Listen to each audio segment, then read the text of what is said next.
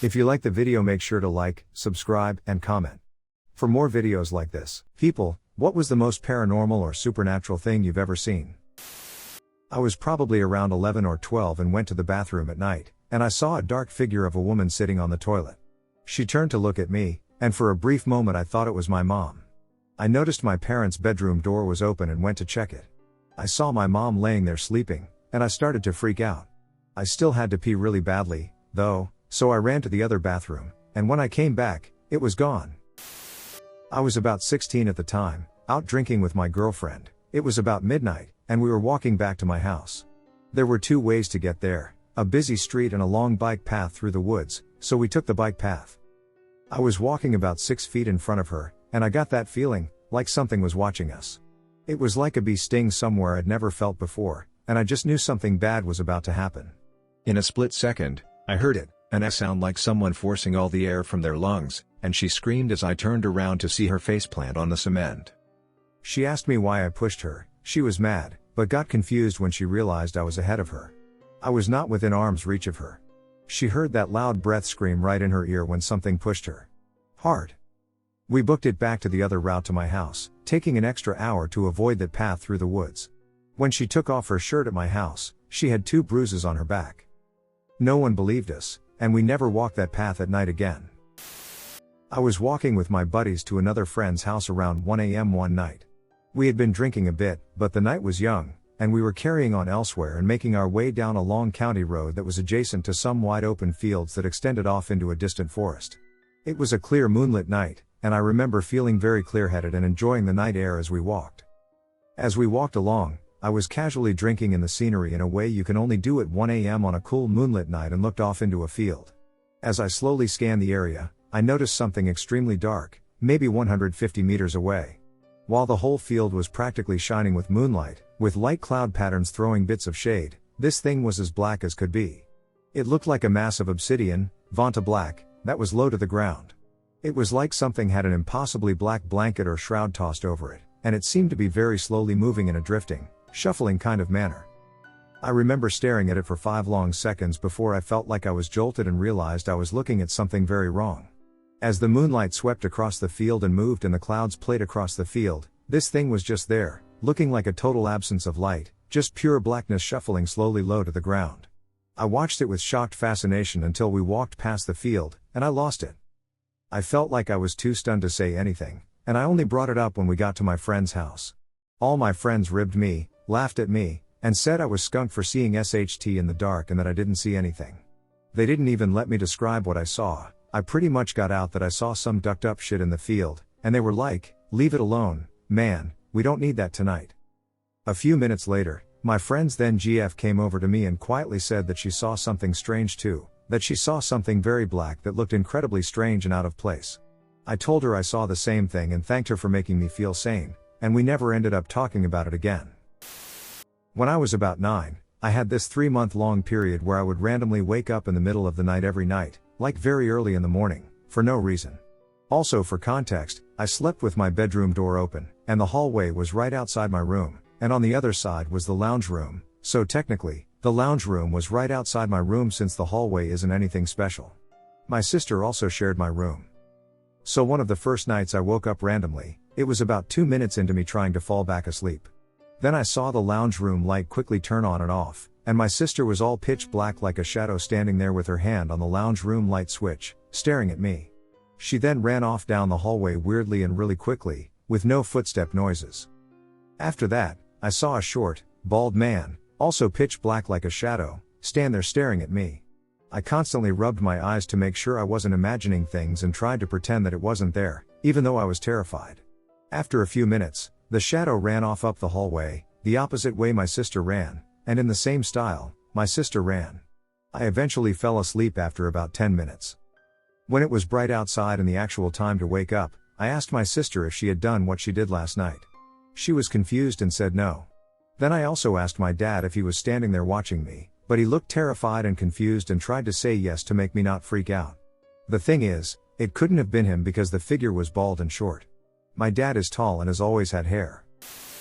Years ago, 2 friends and I were camping in the fall in a small tent, staggered with two of our heads on one side and one on the other. It was a silent and still night, with fog developing in the moist PNW woods. What sounds like a muffled voice on a cell phone starts coming out from the center of the tent between all our heads.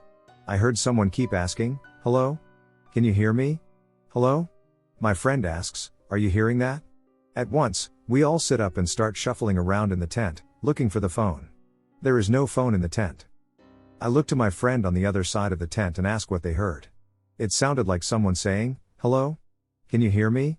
We all agree that this is what we heard and that the sound was coming from the other side of the tent. The next morning, we find all our cell phones still sitting in the car, and there's no cell reception at the campground. Still sends shivers up my spine. Well, my husband and I were in bed one night when I heard a disembodied child's voice say, "Mama?" The voice was close to my ear and so clear. I just laid there with their eyes wide open. A few seconds later, my husband and I simultaneously rolled over to face each other, and he asked me, "Did you hear that?" I asked him, "Hear what?" For validation and hoping for something other than what I had heard, he said, "I heard a little kid say mama." Now, we wouldn't have thought much about it had my young daughter been home, but she was at her dad's an hour away. The streets were barren, as it was well past midnight. I have no logical explanation as to what it was or why we heard it. Thankfully, we never heard it again, but it's worth mentioning that we used to have the worst arguments in that house over petty stuff. We moved almost a year later. I had just gotten back from my first or second deployment, 2002 or 2003, and went camping with my wife and two other couples. We hiked to our, not quite backwoods, but pretty far off the map, spot on the shore of a lake, with pretty heavy, dark woods behind us. It was a fun way to unwind, fish, and drink a little bit, but that particular deployment was stressful for many reasons. The first night, I slept like the dead, nothing happened. The second night, I had a really fidgety light sleep and woke up almost hourly. I went outside alone to look at the stars because I didn't want to wake up the wife, and after about 20 minutes, I would guess, I heard what could only be described as my wife's voice, but oddly distorted and clear as a bell tone, calling out my name and asking for help. I got so unnerved that I stuck my head into the tent to make sure she didn't somehow wander off, and she was fast asleep. I shined my brightest light into the woods towards the voice but saw nothing. I got kind of freaked out but went to lay back down. Then the next morning over coffee, my best friend, who was in the tent next to me, said, "Jim, why were you calling my goddamn name from the woods at 0330 this morning, dude, that shit is not funny." I told him I was in my tent at that time, and we just kind of dropped the subject. It was just very odd to me that it happened to two of us on the same night, and I really couldn't blame PTSD dreams or anything like that. The only person I told about it was my wife, and I'm not sure she entirely believed me. So I used to have this friend who lived near me, and we would hang out often, and somehow we got on the topic of my grandparents' house and how we both just knew there was something weird going on with it. Well, they told me about a time when their sister and they were driving past my grandparents' house to go home and saw this black creature come crawling out of my grandparents' woods behind the house. I remember feeling this wave of dread come over me because I had seen that exact same creature. The scary part is that I have seen it multiple times. Once I saw it shoot past the back patio window. I was probably 10 at the time, my mom was next to me. I had thought it was my black pit bull that was outside. I was wondering what she was doing out of the gated area we had set up outside since my grandparents didn't want our dogs inside. I went to look out the kitchen window since I had a direct line of sight to her kennel that way. When I looked out, she was in her gated area. I felt a sense of fear run through my body. Then one time, when it was just my grandparents, my siblings, and me living at the house, I remember seeing it again. Only this time it made itself look like my little brother. We had just come home, my grandma, my little brother, and I. It was just us at home. I was at the kitchen sink helping my grandma with something when I thought I saw my brother run past the kitchen window. I was confused because the color of his shirt was different, and I could have sworn I saw him go to the bathroom. The most confusing part is that I would have heard him run past the window, but whatever this was, he didn't even make a sound running past. Whenever someone does run past the windows, you can always hear them. So I called out to him, asking if he was in the house, and he and my grandma said he was in fact in the house. I felt the fear I felt back then set in. I told my grandma, and she said she had seen something walk to the back of the second garage we had, and it looked like my uncle. She said she knew it wasn't him because he was at work that day. Well, that friend I mentioned earlier told me that after I left the sister the next morning, she saw something quickly crawl or run in their front yard and that the friend had seen something in their house that looked like their cat, but they knew it wasn't because the cat was with them. The weird thing is that this thing moves really fast, You can only see it for a couple of seconds. I live in ultra-rural Alabama. When I say ultra-rural, I mean even the closest Dollar General is almost 20 minutes away. I live at the foot of a heavily wooded mountain. The further you drive up, the less populated it becomes. Even though I lived in this spot for my entire life, I had never driven up the mountain, just because there was no need. The city was in the opposite direction of the mountain. From what I knew about going up, you just drove up, past a few houses, and eventually hit a dead end and would have to turn around. Well, one day, I had a friend over, and we decided we wanted to hop on my golf cart and take a little joyride up the mountain. We drove for about 30 minutes, granted, this golf cart only goes like 25 miles per hour max, and we had only really seen some beautiful forests and passed a couple properties. But at this point, we came upon a spot in the road with a clearing off to the right. As we got closer, I realized it was a cemetery. I pulled over into the cemetery. I had no idea there was a cemetery up the mountain, and it was strange to me considering we barely had anybody living on the mountain, much less this far up. So my friend and I hopped out of the cart and started walking towards the graves. Like I said, I fully believe in spirits and being respectful towards the dead. But my friend didn't at the time. So I'm respectfully looking around, reading the markers, and attempting to stay a 6-foot distance from the headstones so I'm not walking on top of the graves. Well, here my friend goes, on her phone, walking all over the graves. I think she even cracked a couple of jokes about the names on some of the headstones. Some of them were kind of weird, considering the people died in the late 1800s and early 1900s. After I've sufficiently explored, I start walking back to the car. Aloud, I declare, half jokingly, "Thank you, ghosts, for letting us walk around your space. Sorry, we walked all over your graves." My friend yells at me, "Duck them ghosts." I just rolled my eyes, but honestly, I felt a slight shiver down my spine after she said it. I was kind of nervous at this point. We both hopped back in the golf cart, and I turned the key. Of course, it wouldn't start. I turned the key multiple times, but it seemed like the battery was dead. For the 3 years I owned this golf cart, I never had an issue with it. So in my non-skeptic brain, I immediately felt that this was happening because of what my friend said about the ghosts. But honestly, at this point, I was scared. I didn't want to believe what I was thinking. So I decided to call my dad for help. I checked my service, and I had 2 bars, so I was good on cell signal. I called him, and the phone rang 5 times before he answered. I heard nothing on the other end, so I said hello? And I could hear heavy, raspy breathing in response. As soon as my brain had slightly processed what I was hearing, my dad hung up. I tried to call him back, but my cell signal had now dropped off completely, even though I hadn't moved at all. So at this point, even my friend looked scared. We're both thinking the same thing. I'm beginning to hyperventilate, and I lay my head down on the steering wheel, and I just begin to pray out loud for protection and help starting the cart. I tell my friend to pray as well, and she says, "Please let the cart start, I'm sorry for what I said."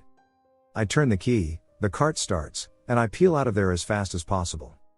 When I get home, my dad is outside working on one of his projects. My friend and I walk up to him, and I ask him why he hung up on me because I needed help. He said he never received a call from me. I told him that was impossible because he picked up and I heard him breathing over the phone.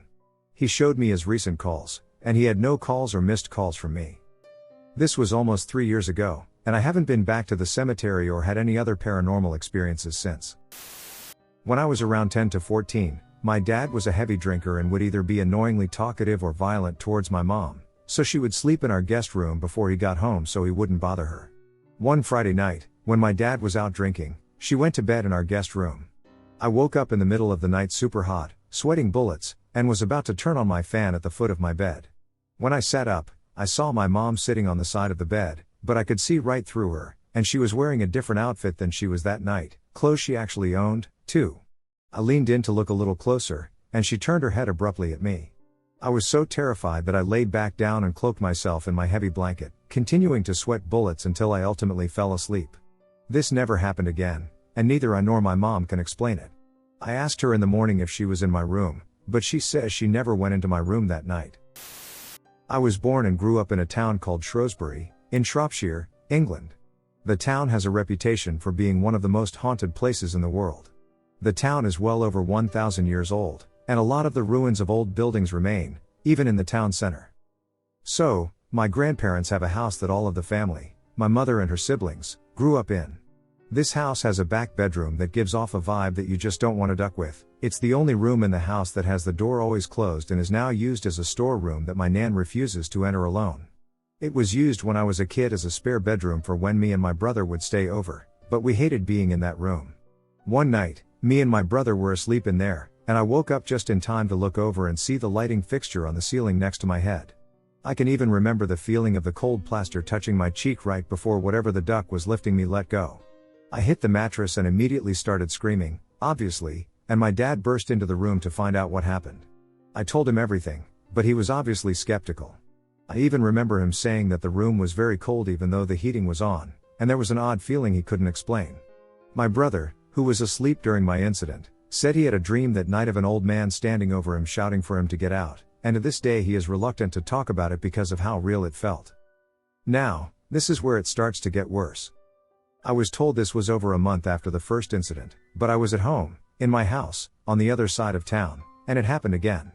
At this time, me and my brother used bunk beds, and I slept on the top bunk. My dad was downstairs watching TV, and all of a sudden he said he got a feeling something was wrong, then realized the feeling he felt was the same as it was when I had the incident at my nana's. He ran up the stairs and burst into the room just in time to catch me falling from the ceiling. I had been picked up, lifted over the bed safety rail, and was hanging with my head tilted towards the ground when my dad burst in to see me hanging there in midair for a split second before dropping and catching me. He was terrified and could never explain what happened. Nothing ever happened again until I was in my mid-20s. My nan was heading out somewhere for an overnight stay, so I said I would stay the night, feed the dogs, and sleep on the sofa. I did everything stated, went to sleep on the sofa, but woke up in the morning in the spare room, at the back of the room behind a load of storage boxes. It took me 5 minutes of moving the boxes out of my way to reach the door to get out, and to this day, 14 years later, I've no idea how the hell I got in that room, over those boxes, and to the back section of the room without damaging anything. I've never been more frightened after waking up in all my life, and I've never stayed another night in that house since. My nan refuses to talk about that room. My granddad was the same prior to his death. I've no idea what happened in that house or what spirit or worse is living in that back room, but I'll never go back in that room for as long as I live. When I worked on reserve, I was doing some yard work at the youth care facility. I was completely alone. It was just turning to winter, and I didn't expect the night to fall as quickly as it did. This house is a 15-minute drive either way from any town, very rural, and on old farmland. I had to bring the leaves I was raking to the edge of a small cliff at the edge of the property and dump them off. On the other side of the small cliff is a forest. As I bring the wheelbarrow to dump the leaves, clear as ducking day, something right in front of me whistles at me from the darkness. Like the call you would use to get someone's attention. I froze, then backed up while watching the tree line before turning and ducking running. I waited until more staff got on, but I finished the job. The creepiest thing is that the nation believes you never whistle after dark. So what, the duck whistled at me? The whistler in the basement, he whistles and talks too low to comprehend. And I'm the only person in the basement. The lurker in the lobby likes making noise. Thumps, bumps, and bangs until I tell him to leave me alone. The black shadow of death is coming from my resident on the second floor. I saw her chilling by the closet out of the corner of my eye. When I turned to look, there is no shadow. Wasn't there for me anyway. Babies were crying a distance down the long hall, on the second floor. The place was an orphanage before it became a nursing home. I'm a nurse. I work in a nursing home. I was working with my research team late one night when we realized that we needed to go grab something from our lab a couple buildings over. I drew the short straw, so I headed over to our lab at around 1 a.m. Now, I go to Virginia Tech, and our lab happens to be located on the exact floor of the building that the infamous shooting took place in. You know, the floor where 31 people were murdered in cold blood. The 32nd victim was shot on the residential side of campus. I tried not to think about this as I went into the lab to get our missing equipment. I had eerie vibes the whole time, but I wasn't completely spooked until the door to the lab closed unexpectedly. I tried to turn the handle, but it wouldn't budge. As soon as I realized I was trapped and had that OSHT moment, the lights cut out. Frantically, I called the rest of my team for help on my phone. When I hung up, I felt a finger touch my lips in the shh hand gesture. I have never been more scared in my life. It felt like I was reliving someone hiding from the shooter in our small lab space. My team arrived a couple minutes later, and the door opened without issue. I must have looked insane to them because everything stopped a few moments before they entered the building. I made them live text me the entire time. I never went into Norris alone again, and never after 10 p.m. I wonder which one of the victims was trying to keep me safe that night. I worked as a burial ground custodian and gravedigger for a year in my hometown, Ontario. I was asked to clean the main mausoleum from top to bottom. My boss gave me the keys the day before and said I could come earlier to get a head start before the cemetery was open to the public. 5 a.m. rolls around, and I get to the mausoleum. It's the largest building on the grounds, with giant windows on all sides. My daily tasks included dusting from ceiling to ground, wiping down urn display cases carefully, cleaning ornaments and wreaths, and other general custodial duties. I locked the main entrance and began to clean. While vacuuming a side hallway, I kept hearing a distinct humming sound. I disregarded it at first and assumed it was the furnace.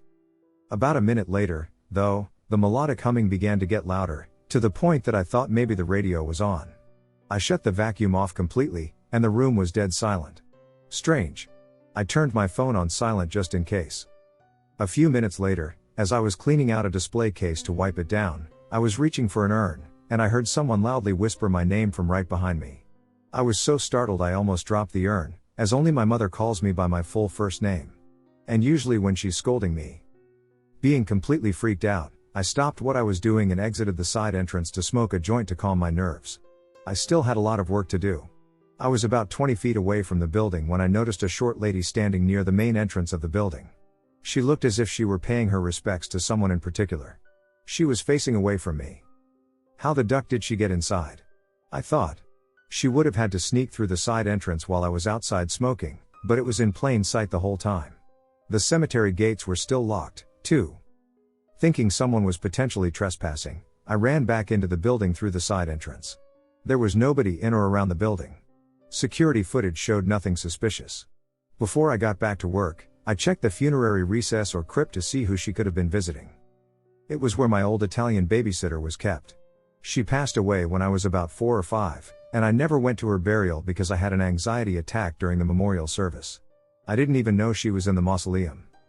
I spent about 70% of my childhood at her house, and she always liked to hum while she cooked and gardened. Other than my mother, she was the only other person who addressed me by my full name.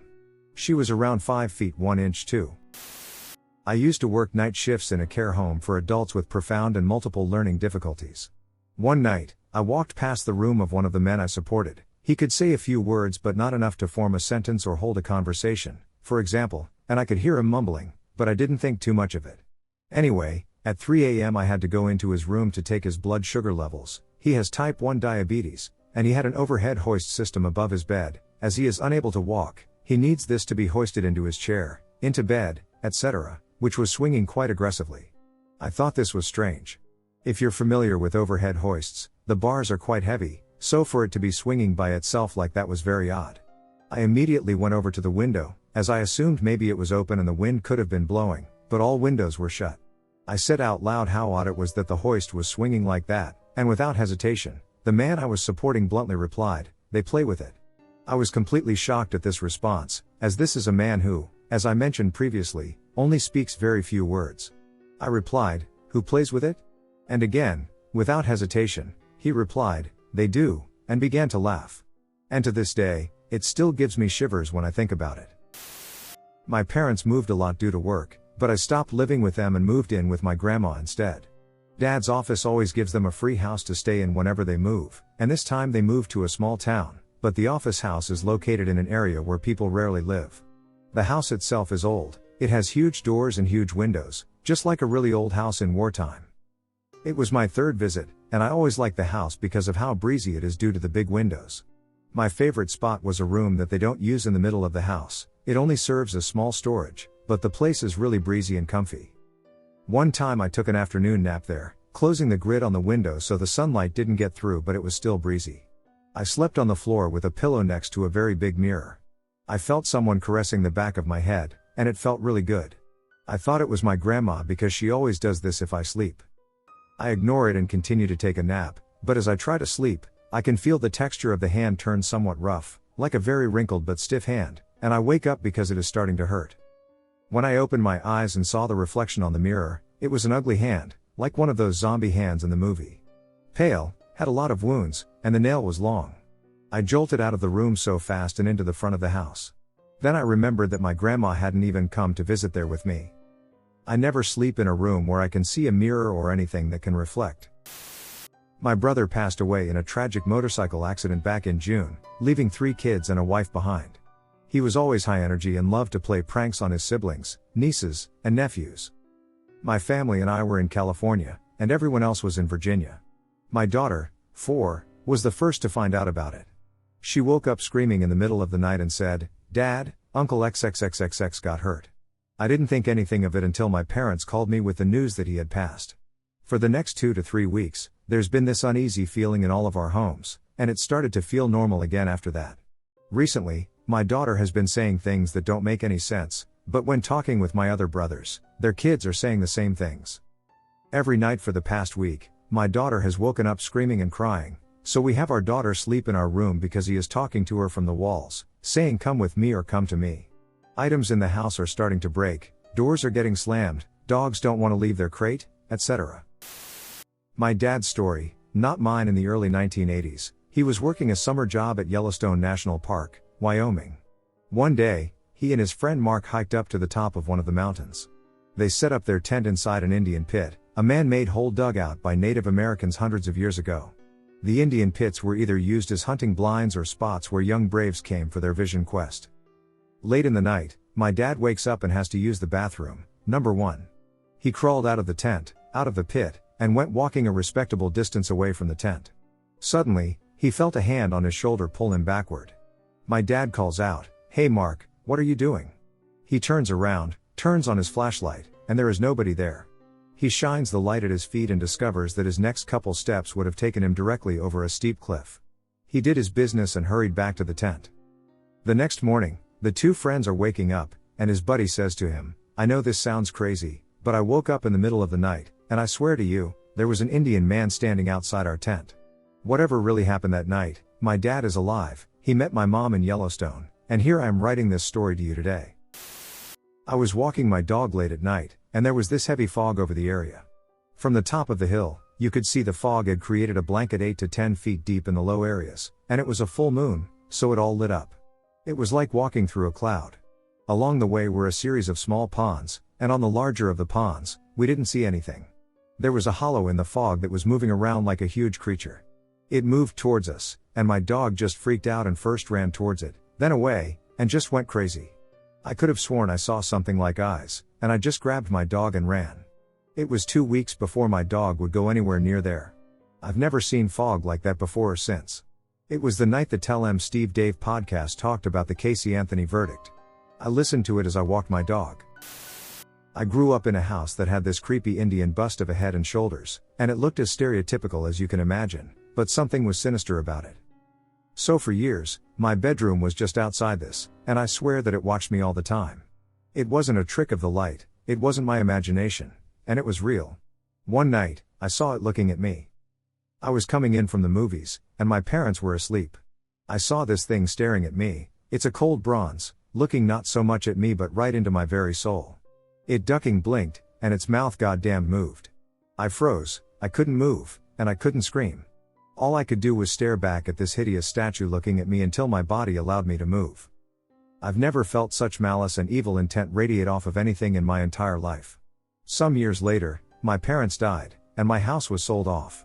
I never found out what happened to that bust, but I rest a little easier knowing that it was hopefully destroyed and rotting in some landfill. I was driving across the country with my mom and sister. I was 16, my sister 20, and my mom was in her 50s. It was late, but we were well rested and alert. We were driving along an interstate and needed gas, and they needed to pee, so we stopped at the only rest stop in 200 miles. There was a van full of teenagers on some road trip, and a small gray compact car, like a Honda Accord or some SHT, parked at the pump in front of us. 2 men about 17 to 20 were standing outside the Honda in hoodies, statuesquely still. The teenagers were to our left. When we got there, everything felt wrong. There was a deep and unsettling feeling about the place, and we'd not felt that way at any other rest stop. We'd been on the road for days, seen many rest stops at night, and never been afraid until then. My mom and sister went inside, and I stayed in the car.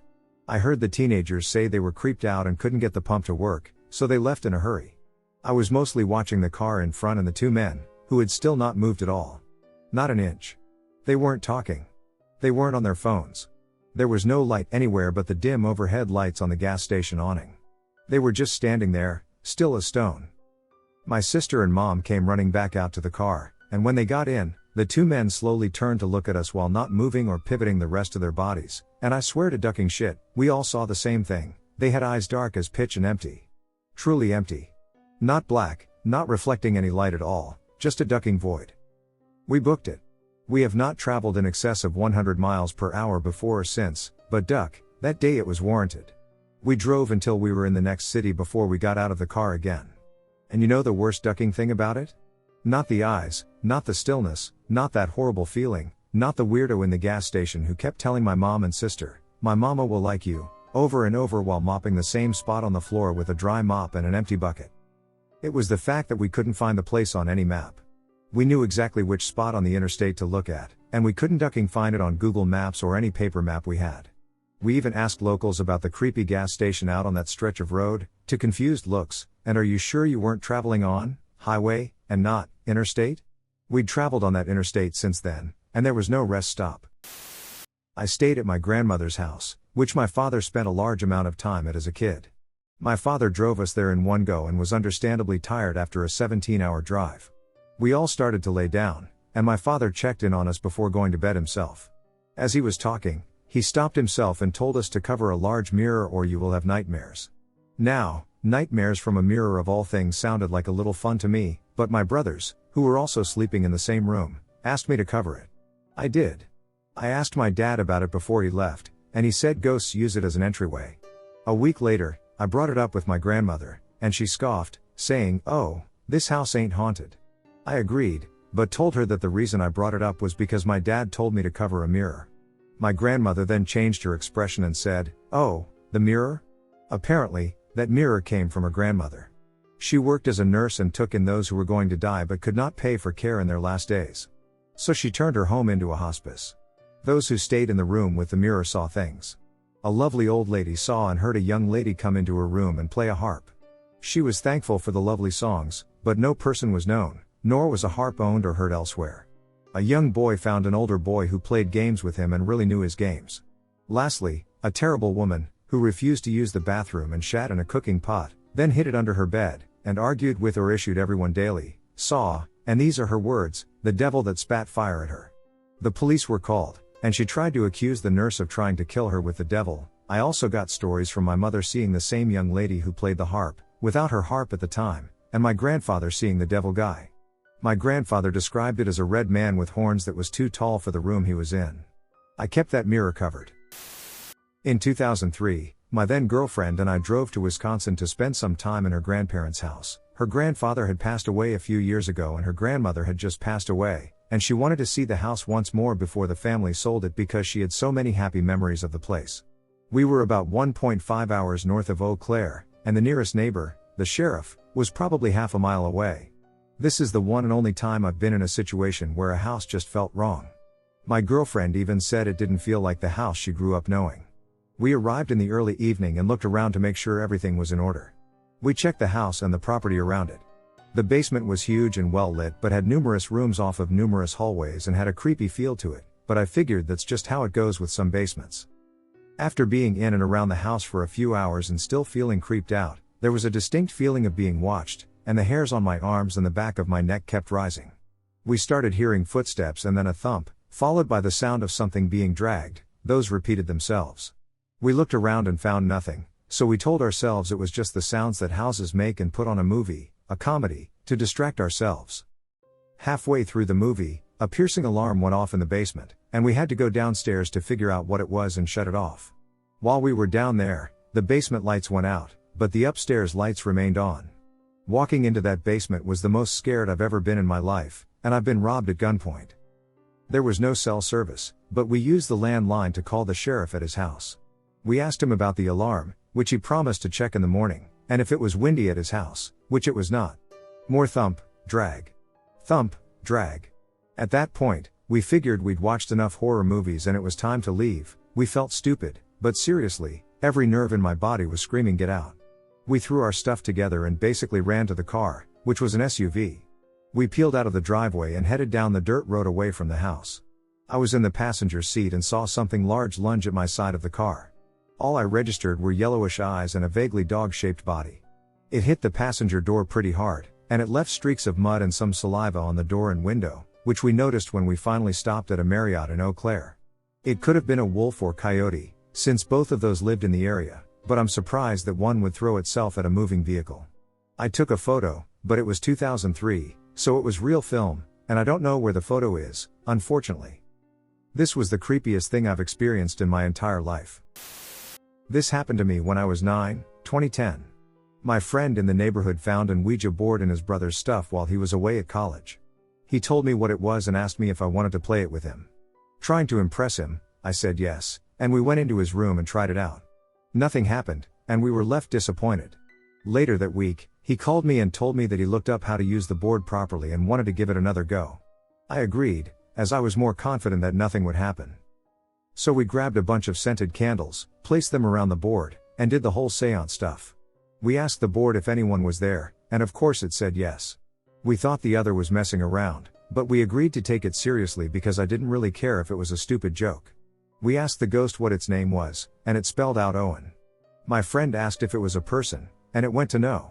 We asked what it was, and it spelled out demon. I then asked to prove it. You know the call in the intro to Finding Bigfoot? Well, that's the closest thing to what we heard from the garage. Keep in mind, it was only us in the house. It scared the snot out of us, and we ran out of the house. We checked the garage, nothing. Anyway, a few weeks go by, and he tells me how he is having paranormal experiences. He feels like he is being watched whenever he is downstairs in the kitchen or living room. He feels someone sitting on the end of his bed every night. Every time he walks past the garage, he feels someone grab his wrist and pull it towards the garage. Whenever I went over, I always got the feeling that someone was looking at me from the ceiling. It was definitely unnatural. Then came the scariest part of all. We were at his house playing Army in his room while no one else was home when we began to hear heavy footsteps downstairs, except whatever was making them had hooves. It sounded like a full-grown horse was walking around downstairs. Then we heard someone begin to laugh and cough at the same time. My friend ran over and slammed the door shut, and we hid. He hid under his bed, while I hid in his closet. Then it sounded like someone began scratching his door with one big claw, like the ones raptors had on their big toe. He started crying, and I was on the verge of tears. My friend yelled, "Leave us alone, Owen. You're scaring us." It began to stop, and then we heard it run down the stairs. My friend got up and threw me out of the closet and grabbed the Ouija board that was in there with me. He ran down the stairs, ripped the screen door off of his gas fireplace, threw the thing in there, put the screen back on, and went to turn it on. When he was about to turn it on, we heard a loud moan from the basement, which was right behind my friend. He flicked the fireplace on, and the board began to burn. That was the end of that, and we played outside since he was too scared to go back into the house until his parents got home. His parents came home and saw that he had burned his brother's Ouija board. They grounded him and threw the burned board away. That was the end of the paranormal experiences at my friend's house. And that's why I will never take part in one of those games again. This happened to me in my early teens. I'm 21 now. My best friend growing up had this huge farmhouse in the middle of Virginia. It was very old and beautiful, but it also had a very dark history. In the house, there is a tunnel that leads to an underground room of sorts that was used for slaves to hide in the 1800s. And I'm 90% sure that some died down there while in hiding. So you can imagine the history and energy that fill the house. I always felt scared there. I never felt alone and wouldn't go anywhere alone in the house, even just to grab something out of my room. The room I was staying in, even the family was scared to stay there with no company because of the intense apparitions and experiences, which I can get into another day. The rooms were massive, and the entire house was white with honestly creepy vintage decor. There was even a cabinet of freaking ventriloquist dolls upstairs. No joke. They were a really odd family, honestly, with lots of dark problems. Anyway, the second time I visited that house, I was with my mom, my best friend at the time, and her mom. It was a girls' trip. One night I woke up and was so thirsty, and the last thing I wanted to ducking do was go down the stairs and get water. I was terrified. I hated that house at night, but my mom was dead asleep, so I literally sprinted downstairs with my head only looking at the floor. I made my water in 5 seconds, and when I made it to the stairs, something compelled me to look at the giant glass doors that were in front of the stairs. I was horrified but felt like I needed to look out the window. What I saw when I looked out that window will haunt me for the rest of my life. I saw a man as real as anything I've ever seen. It was pitch black outside with a huge, bright moon. The man was all black, like a silhouette, but because the moon was so bright, I could clearly see his entire body. He was blacker than black, like he stood out so much that I 100% thought he was a trespasser. He was wearing a top hat and was unhumanly tall. Like 7 feet. My heart literally felt like it stopped beating. I felt like I was in a trap. I was so unexplainably horrified, but I couldn't look away. He was moving a little bit, almost like breathing. Then, about 10 seconds later, he was gone. Disappearing into thin air. I ducking panicked and bolted upstairs after I snapped out of my trance. I cried to my mom and was up all night. The next morning I told my friend and her mom about the experience, and they were not shocked at all. As they had seen multiple full-body apparitions in the house themselves. The nanny that worked for them even refused to go into some rooms of the house. I never went back to that house again. So there is an abandoned hospital in my city that I've never been to in the 15 years I've lived here. Well, the other night, my friend, his girlfriend, and I went to explore to see what all the talk and rumors were about. I'll be honest, before we went, I didn't believe in anything paranormal, though I was willing to take new evidence for what it was worth. After about 45 minutes of walking around with nothing to speak of, we were met with a cool breeze that didn't have any reason to be there. The girlfriend, who claims to be sensitive, was certain that there was a presence. Looking around more, we found a shittily drawn pentagram spray painted on the wall, and by this point I too was positive that something was there. The girlfriend pulled out her phone and set a voice recorder going, and after about 5 minutes of attempting to communicate, we left. In the car, we were listening to it when something very clearly growled at me specifically. It did it twice, both times during or after my speaking. So after we heard that, I swore to myself I wouldn't be going back.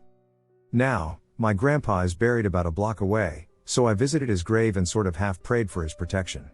This whole thing happened the night before last. Now the guy I was with wants me to go back. He keeps saying he has the soothing voice of an older man telling him that if he goes back, he'll find what he's looking for. He says that every time he hears it, the image of me sitting at my grandpa's grave comes to mind.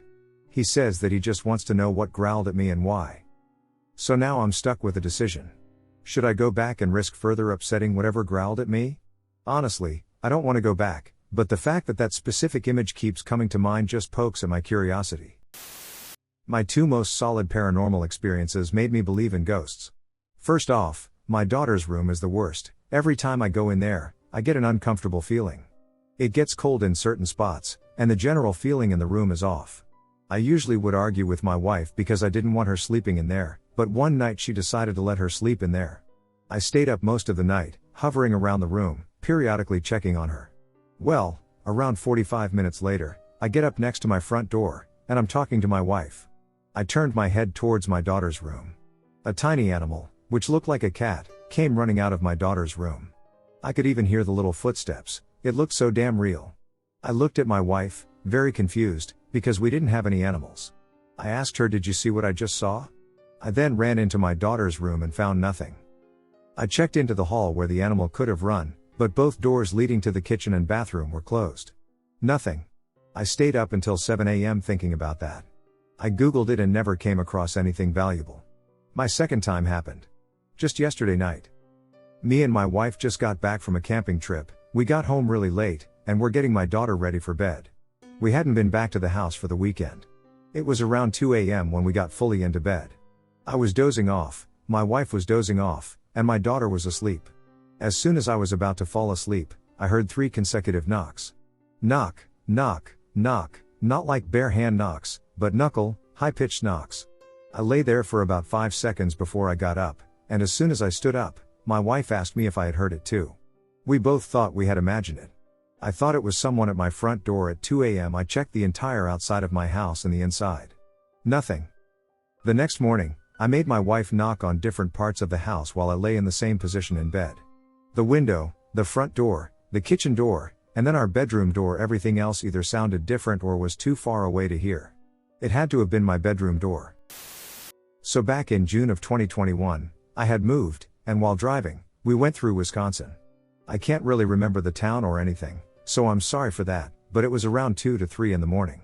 We had stopped to try and get gas, but when we got into one town, it was like a ghost town, absolutely no cars or anything, and while yes, it was pretty early, Keep in mind we had seen cars and all up until this point. But regardless, we noticed a gas station and it was lit up, all the lights on inside, an open light glowing, and everything, yet when we got closer and tried going in, the doors were locked, and we even went around the back looking for a car and nothing, not to mention all the gas pumps set out of order. We got back in the car, not really thinking anything of it, until we found another gas station maybe a block away, and I'm not even joking when I say the exact same thing happened. So by now I was a bit put off, but I wasn't about to convince myself we had entered some weird wormhole until it happened a third time. At this point, I didn't even want to get out of the car, but I needed to stretch my legs. When I did get out though, and my friend who was driving went to try the doors, yet nothing, when he was on his way back to the car, there was a blood-curdling scream. It genuinely made me sick to my stomach, and keep in mind it was so ducking quite up to this point. But we made our way out of there as fast as we could and didn't see any cars again until we got back on a highway. And after that, after getting settled in my apartment, me and my roommates just didn't feel well. When I was unpacking with one of them, something fell twice, and we still don't know what it was. A few days later, my other roommate said she felt like there was something in the apartment, and I felt it too. Granted, I am a paranoid person by default, so I don't know what the duck to call this. It was just a weird experience and a great story to tell. Ever since I was a kid, I've always felt different. I always had a hard time relating to others and always felt kind of like an outsider because I was always able to pick up on people's vibes and not relate to things people were consumed with, etc. When I was about 9, the movie The Craft was very popular, and I became so into the movie that myself and 2 other friends basically formed a coven. I don't know what we were thinking, but I remember a certain spell I had made coming true. Then years later, right before I graduated high school, I had a dream that I was at a mall and someone came running past me.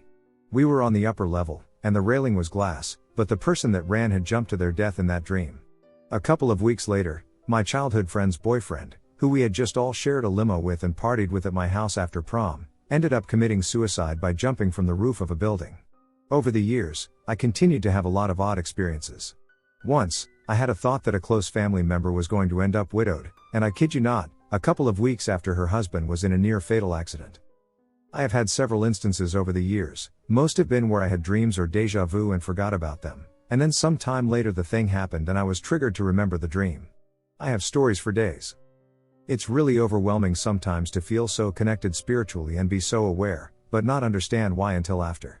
Not to mention the dread I feel sometimes at the thought of something awful happening. I've also had out-of-body experiences ever since I was a kid. I never understood what they were, but the last time I had it happen was about 4 years ago, and afterwards I wrote everything down. I was home one random Saturday in late winter or early spring. My mom had gone to the grocery store. At that time, it was only me, Mama, and Daddy living there.